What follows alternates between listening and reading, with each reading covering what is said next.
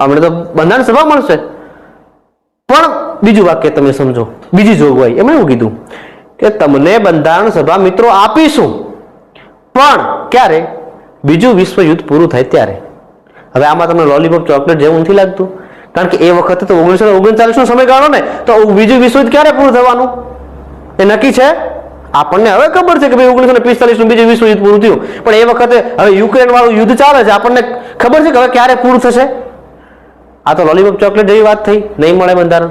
એટલે કોણે વિરોધ કર્યો? ઇન્ડિયન નેશનલ કોંગ્રેસ અને ભારતીય આપણે મુસલમાન લીગે વિરોધ કર્યો. આ વસ્તુ ચાલે નહીં. એટલે આ લોકો એવી જોગવાઈ લાવી દીધી કે ભાઈ હવે જુઓ, તમે ભારતના લોકો 4 કે 5 જણા ભેગા ન થઈ શકો, એના માટે તમારે શું કરવાનું કે વ્યક્તિગત આંદોલન. આપણે ભેગા ન થઈ શકો મતલબ કે આપણે 144 ની કલમ લાગે ને એવું, એમ કે ભેગા ન થઈ શકો, આંદોલન ન કરી શકો એવી વાત. તો વિનોબા બગડ્યા આપણા